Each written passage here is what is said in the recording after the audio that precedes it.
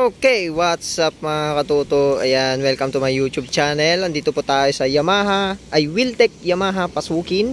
Yan, maraming salamat po sa Wiltec Yamaha Pasukin.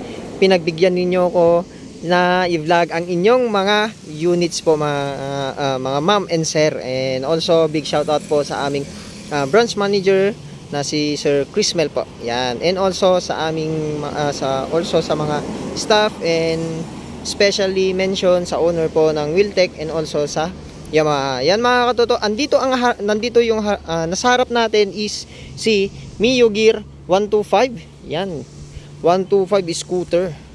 Grabe, ang ganda ang kanyang mukha.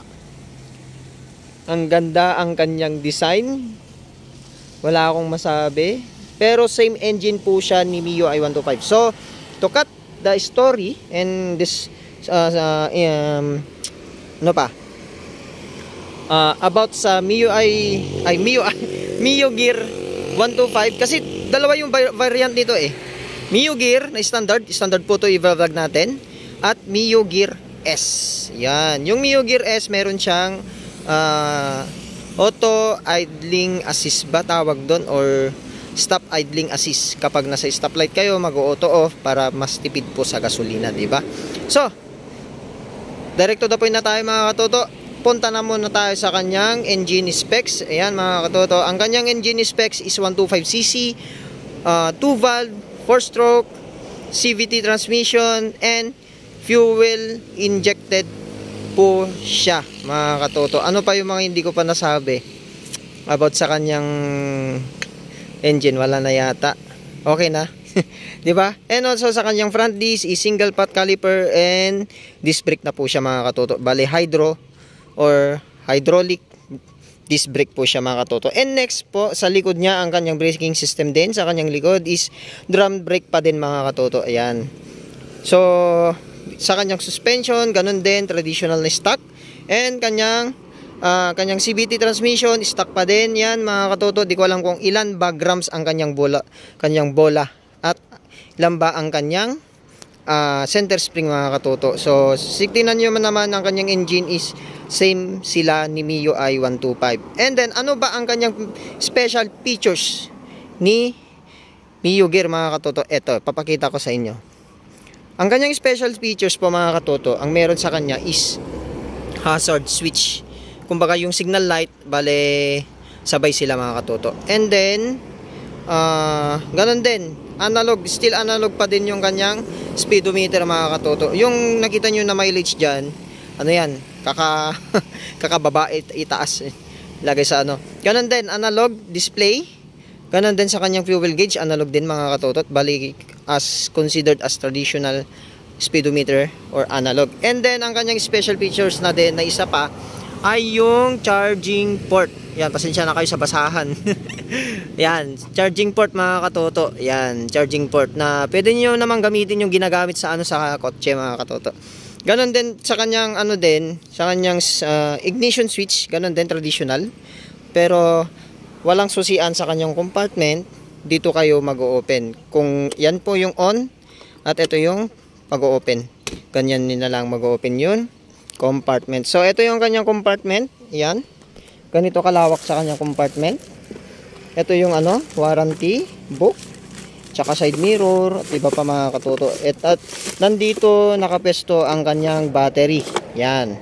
So ang kanyang fuel tank capacity naglalaro sa 4.5 liters or 5.5 liters mga katoto. Depende.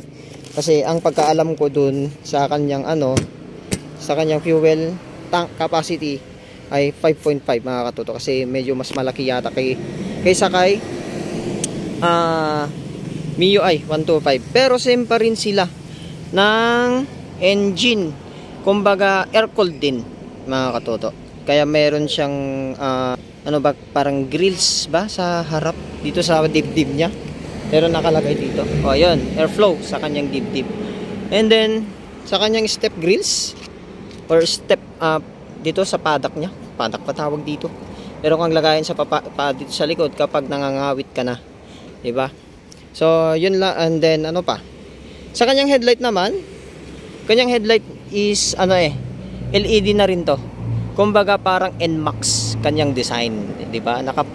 Parang premium design. Pero grabe. Sa kanyang ganda, eto nakikita niyo naman, ganda ang kanyang mukha. Oh. Parang sa sniper din sa baba, sa signal light. Sa signal light naman mga katoto, ganun din, bulb type. Ganun din sa likod, bale bulb type rin to. Ito sa kanyang brake light.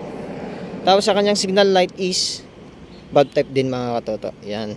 Then ito yung back ride step grills o kumbaga foot peg sa kanyang back ride po mga katoto. So yun lang, bali i-walk around ko kayo kung ano ba ang kanyang kabuuan na ganda. Marami silang klase na ganito except sa Gear S. Gear S dalawa yata yung kulay, black at gray, pero matte variant po sila mga katoto. Ayan, ganito yan. Oh. Pero sa mga gusto mag-loaded, open for loaded naman sa kanyang engine. Okay naman yung engine, same naman sila ni MIUI 125. Pero di ko alam kung magka-compatible sila ng throttle body. Yan. Siyempre mas newer version to eh. Mas maganda. Pero pwede rin sa palitan rin ng ECU kung gusto niyo palakasin yung motor ninyo. And wag kayong mabahala kung gusto niyo lagyan ng MDL. Pwede nyo naman lagyan ng bracket dyan for MDL or else sa baba. Depende na lang sa inyo mga katoto. Kasi mas maganda yata na ilagay dito kung may bracket kayo dyan. Tapos i-modify ninyo. Hindi naman tatama yung MDL dito, no? So, ito. Kanyang mga switches. Ayan, hazard switch. Start button. Horn. Left and right switch. Then, high and low mga katoto. And kanyang side stand naman mga katoto. Meron siyang side stand. Kill switch engine. Yan. Kapag nakababa yan mga katoto, papatay yung engine kahit nakasusi. Mamamatay yung engine. Ayan. So, yun lang mga katoto ang ating i-vlog ngayong araw. And maraming salamat po sa inyong lahat. At eto pong Mio Gear. Bali naka-promo ang Wheeltech Yamaha ng low down payment at low monthly. Pero ang alam ko lang sa low monthly is ang down payment mo doon is 4,500. Tapos ang kanyang 36 months is 3,998. Then sa kanyang basic standard price, installment prices, i-attach ko na lang sa video mga katoto. Ayan, maraming salamat po sa mga nanood, and maraming salamat po sa mga subscribers natin na bago.